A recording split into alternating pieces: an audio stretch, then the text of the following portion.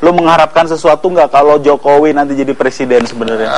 Yang paling penting sih harapannya ya yang gue dukung menang kan gitu ya. Cuma nggak, sebenarnya untuk bangsa dan negara, klise memang ya. Cuma untuk saya kan sebetulnya memang cari makannya juga nggak pernah di politik, walaupun berbelasan tahun berada di dunia politik. Ya, saya cari makan di tempat lain. Jadi buat saya ini adalah hobi dan juga sekaligus untuk inilah apa namanya, apa sih yang kita bisa perbuat buat bangsa yang gratis ya, yang kita nggak harus dibayar. Ini salah satunya. Lu bahkan rela lari dari rel partai lu sendiri ya? Bukan yang pertama kali sih saya melakukan hal seperti ini gitu. Ya? Jadi dari mulai pemilihan gubernur, saya selalu, buat saya pilihan politik itu sangat pribadi dan ada hubungannya lebih besar daripada kepentingan. Sekarang lu dianggap pengkhianat nggak sama partai lu? Belum pernah ada yang ngomong, mudah-mudahan nggak ada yang ngomong begitu. Nggak berani ngomong kali. Insya Allah. Gua aja di belakang. Ngomongnya sama Wanda, makanya lu ditinggalin. Mas Wisnu, kalau Mas Wisnu ini kan pengorbanannya jelas nih tadi. Ini Mas Wisnu. Kalau Mas Wisnu pengorbanannya apa?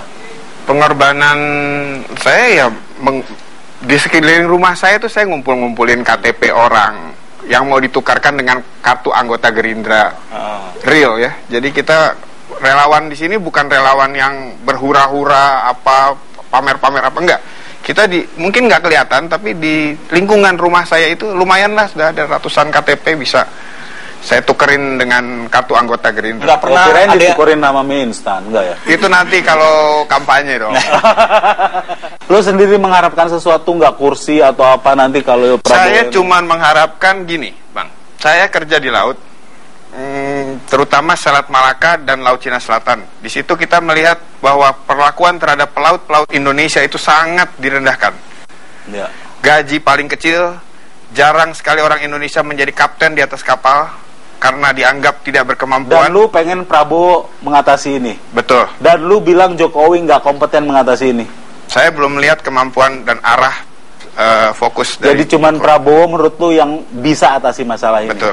Karena kita negara maritim. Betul. Keyakinan dia boleh kita kasih tepuk tangan. Tapi ada, Mas Wisnu, suka tidak suka Prabowo tuh banyak diserang tentang masa lalunya. Kenapa sih ada orang-orang, misalnya orang-orang yang seleb tweet lah bisa dibilang, tadinya nge-tweet galau, gue baru dapat pacar, tiba-tiba zaman pilpres ini nge-tweet politik, bro. Ya. Karena iya, gue sebut aja namanya. Gue sempat undang ke sini lewat lu juga, namanya Zari Hendrik. Tapi dia tidak bersedia hadir hari ini. Tapi kan lu bisa dituduh cuma ngomong doang. Enggak, kita lihat ada buktinya. Ada buktinya, beberapa tweet dia ya. Kita bisa saksikan di sini. Silakan. Nih kan? Itu gua tuh yang pakai gitu-gitu ya. Bung, ajak Zari Hendrik dong.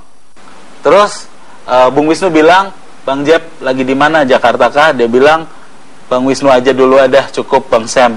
Jadi lu tuh semacam asistennya Zari Hendrik kan?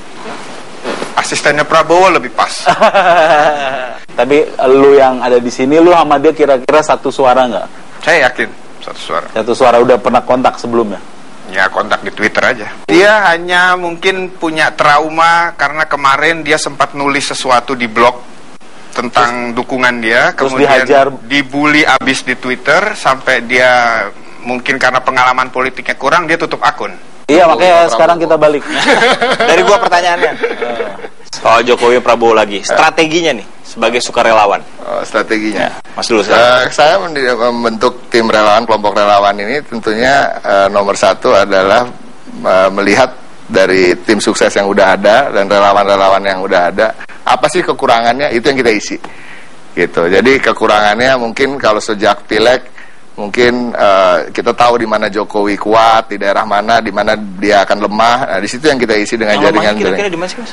Di Jawa Barat cukup penuh tantangan lah ya, Jawa Barat ya. Terus di Jakarta sendiri kalau kita lihat mungkin partainya Pak Jokowi 30 sekian persen gitu ya. Cuma kan sisanya bukan partai beliau gitu. Dan kalau di partai koalisi lebih banyak jumlahnya kemarin pemilihnya. Jadi di Jakarta sendiri juga menjadi tantangan khusus gitu.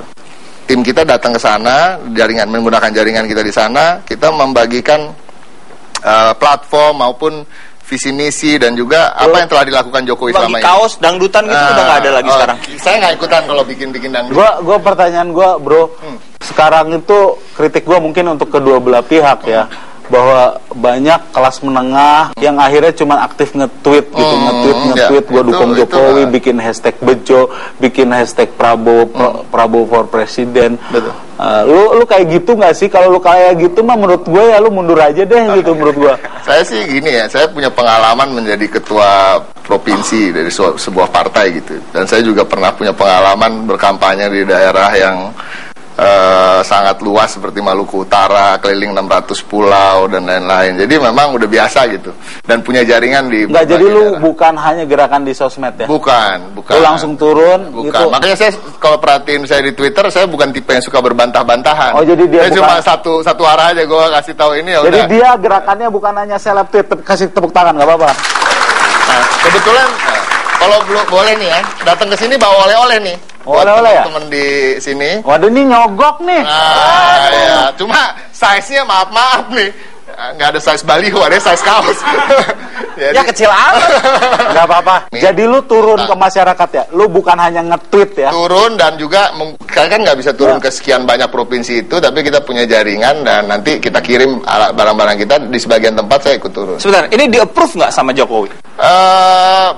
Belum ada approval, ini belum di launching, belum ada approval. Mudah-mudahan dalam waktu dekat ketika kita launching ini ada perwakilan dari beliau atau beliau sendiri juga akan hadir. Masih kok gue mau tanya ke Wisnu ya? Nggak boleh, tanya gue lagi.